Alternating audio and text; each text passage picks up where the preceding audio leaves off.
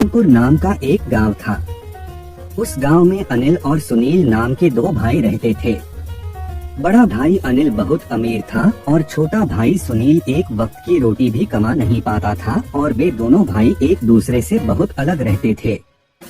सुनील भले ही गरीब था, लेकिन वह हर काम को ईमानदारी से करते थे।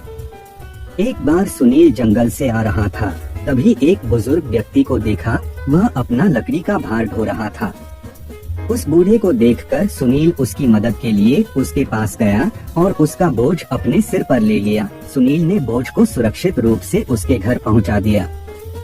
सुनील की ईमानदारी देखकर बूढ़ा बहुत खुश हुआ और उसने उसे एक गुफा के बारे में बताया और कहा कि तुम उस गुफा में जाओ, तुम्हें वहाँ 4 आदमी मिलेंगे और उनके पास एक जादुई चक्की है, तुम्हें वह चक्की उनसे लेकर अपने घर चले जाना। सुनील कहा, मैं इस चक्की का क्या करूँगा, मुझे चक्की की कोई जरूरत नहीं है। सुनील बुजुर्ग की बात मानकर उस गुफा में चला गया।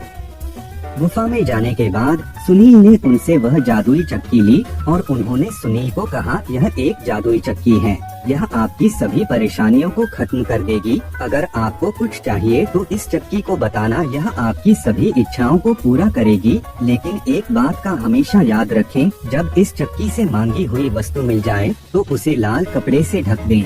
यदि आप ऐसा नहीं करते हैं तो यह चक्की आपके घर से गायब हो जाएगी।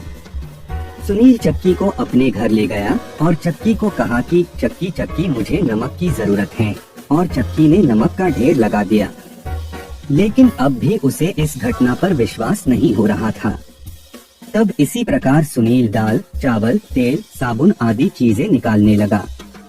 वह रोज घर के चीजों के अलावा बाकी जरूरत की वस्तुएं निकलता रहा। अब वह कुछ ही दिनों में उसके पास ऐसो आराम की वह सारी चीजें आ गए। अब वह अपने पड़ोस में, अपने गांव में सबसे आमिर हो गया था। यहाँ तक कि सुनील अपने अनिल भाई से भी आमिर हो गया। अनिल सुनील की कामयाबी को देखकर हैरान हो गया। अनिल को शक हुआ कि इसकी कामयाबी अचानक ऐसे कैसे हुई। रोज वह सुनील के घर के बाहर जाकर देखता रहता कि वह क्या करता है। एक दिन उसने चक्की को चलाते हुए देख लिया और अपने भाई की कामयाबी का पता लगा लिया। और एक दिन रात को अनिल ने सुनील के घर से उस चक्की को चुरा लिया और अपना घर बार छोड़कर एक नाव खरीद लिया और अपने पूरे घर के जरूरत के सामान को लेकर नाव पर चढ़ गया। अनिल की पत्नी अपने मन में कब से कुछ कहने के लिए बेकरार थी। अच्छा मौका देखकर उसने कहा कि एक चक्की के लिए अपना पूरा घर बार छोड़ दिए। अब वह पति पत्नी नाव लेकर आगे जाने लगे, फिर भी उसकी पत्नी परेशान थी। आगे जाकर अनिल ने उसकी पत्नी को कुछ बताया। अनिल ने कहा कि तुम्हें एक उदाहरण देता हूँ। अनिल ने चक्की पर से लाल कपड़ा निकालकर कहा कि चक्की नमक निकाल, और नमक का ढेर लगा गया, किंतु अनिल को उसे रोकना नहीं आता था। नमक का ढेर बढ़ते गया और नाव डूब गई। ऐसा कहते हैं वह चक्की अभी भी चल रही है, तभी तो समुद्र का पानी खारा है। इस कहानी से यह सीख मिलती है कि किसी भी चीज का लालच नहीं करना चाहिए, क्योंकि लालच आपको पूर्ण विनाश की ओर ले जाता है। आपको इससे बाहर निकली तो समुद्र का पानी खारा है। एक गांव में एक गरीब बुढ़िया रहती थी। वह पूरी तरह से अकेले रहा करती थी। उसका कोई भी नहीं था, ना बाल बच्चे, ना कोई रिश्तेदार। सुबह शाम लोगों के छोटे मोटे काम किया करती थी, जिसके बदले लोग उसको पैसे, अनाज या खाने पीने का सामान दे दिया करते थे, जिसको खा पीकर वह अपना जीवन बिताया करती थी। वह अपने जीवन में पूरी तरह से संतुष्ट थी। उसे भगवान से किसी प्रकार का कोई गिला भी नहीं था। दूसरों के सामान के कारण बुढ़िया का घर पूरी तरह से सामानों से भरा हुआ था। एक बार की बात है, वे अपने घर को खोलकर घर के सामान को धूप दिखा रही थी। समय वहाँ से 2 चोर जा रहे थे। जब उन्होंने देखा कि बुढ़िया के घर में तरह तरह का सामान भरा हुआ है, तो उन्हें बड़ा लालच आया और वे सोचने लगे कि इस घर में तो बुढ़िया अकेली रहती है, क्यों ना हम आकर इसके घर को ही साफ कर दें। माना कि सामान पुराना है, लेकिन कुछ तो पैसा मिलेगा और यह बुढ़िया अकेली हमारा कुछ बिगाड़ भी नहीं पाएगी। चोरों ने बुढ़िया के घर को अच्छी तरह से देख लिया और समझ लिया कि उन्हें किस तरह से बुढ़िया के घर की सफाई करनी है। उसके बाद चोर अपने घर वापस चले गए। बुढ़िया बेचारी को सपने में भी यह ख्याल नहीं आया कि उसके घर में भी कभी चोरी हो सकती है। क्योंकि उसके घर में तो खुद के उसके कपड़े तक उसके नहीं थे, सब कुछ गांव वाले उसे दिया करते थे जो वह अपने घर में रख लेती थी। खैर कुछ दिन बीत गए और एक दिन रात में चोर अपने 2 साथियों को लेकर बुढ़िया के घर पहुंच गए। कमाल की बात यह थी कि उस दिन सरपंच ने बुढ़िया को चावल, दूध और चीनी दी थी और बुढ़िया बहुत खुश थी। बुढ़िया ने खुशी खुशी अपने लिए खीर बनाई और खीर बनाकर वह उस खीर को चूल्हे पर रखकर सोचने लगी कि अभी तो खीर बहुत ही गर्म है, जबकि थोड़ी ठंडी हो जाएगी तब आराम से खाऊंगी, और अपने बिस्तर पर लेट गई और खीर के ठंडा होने का इंतजार करने लगी। लेटे लेटे उसे नींद आ गई और वे सो गई और जोर जोर से खर्राटे लेने लगी।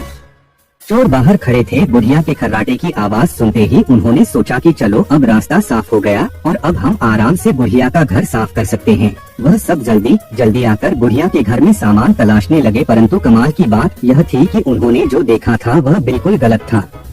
बुढ़िया का घर तो सामान से भरा हुआ था, किंतु एक भी सामान साबुत नहीं था। हर सामान टूटा फूटा, पुराना और खराब था। यह चोर बड़े दुखी हुए और बुढ़िया को बहुत गालियां देने लगे। वह बोले, देखो कितनी दुष्ट बुढ़िया है, आराम से सो रही है और हम बेचारे इतनी मेहनत कर रहे हैं।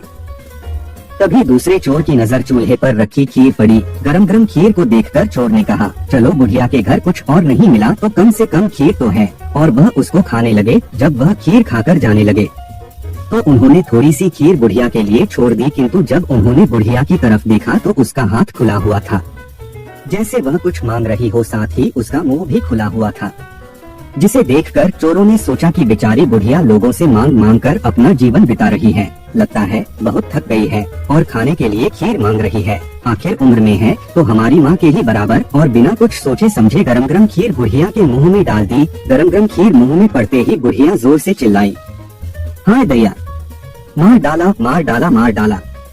बुढ़िया की चीख सुनते ही चोर डर के जल्दी जल्दी छुपने लगे। जिसने मुंह में खीर डाली थी वह ऊपर जाकर छिप गया, एक चारपाई के नीचे और एक चारपाई के दाएं। बुढ़िया की चीख सुनते ही गांव वाले बुढ़िया के घर आ गए और पूछने लगे, क्या हुआ माँ? बुढ़िया बोली, मुझे क्या पता, ऊपर वाला जाने। यह सुनते ही ऊपर छिपा हुआ चोर बोला, अरे भला मैं क्यों जानूं, तुम्हारी चारपाई के नीचे छिपा चोर ना जाने। यह सुनते ही चारपाई के नीचे वाला चोर बोला, मैं ही क्यों जानूं, चारपाई के दाएं छुपा चोर क्यों न जाने। और इस तरह से तीनों चोरों ने खुद ही अपना पता गांव वालों को बता दिया और फिर गांव वालों ने उन्हें पकड़कर खूब पिटाई करी और वापस भेज दिया। उसके बाद से चोरों ने कान पकड़ लिया कि आज के बाद कभी वह चोरी कभी नहीं करेंगे। चोर चाहे जितनी भी कोशिश करे अपने आप को छुपाने की, लेकिन वह फिर भी पकड़ा जाता है।